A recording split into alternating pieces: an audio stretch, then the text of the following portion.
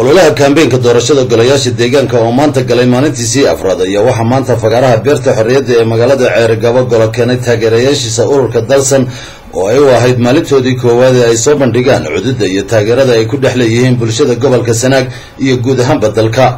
waxaana taageerayaasha ururka dalsan ay saaka barqadii isugu yimaadeen fagaaraha dhoolatuska beerta nuure ee magaalada Ceerigabo kuwaasoo fagaaraha la soo galay astaamaha ururka dalsan iyo suuradaha musharaxiinta ururkooda.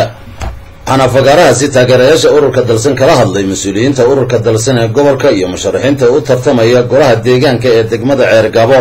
gudoomiyaha ururka dalsan ee gobolka Sanaag Maxamuud Daahir Tirike oo ka mid ah musharaxiinta ururka dalsan ayaa isaguna xusay in ururkooda ay maanta si weyn isugu soo baxeen dhammaanba fagaarayaasha degmooyinka gobolka Sanaag.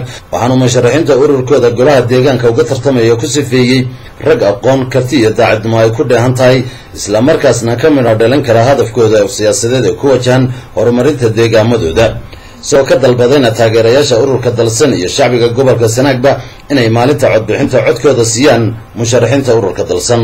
waxay iyaduna halkaasi ka hadashay Xaliimo Mahdi Ducaale oo ku hadlaysay afka garabka haweenka ururka dalsan ee gobolka Sanaag oo iyaduna sheegtay in taageerada ururka dalsan uu ku leeyahay gobolka Sanaag ay xoogan tahay iyo sida ay ugu rajayn yihiin in musharaxiintooda ay ku soo bixi doonaan tartanka doorashada golayaasha deegaanka ee gobolka iyo guud ahaanba dalka.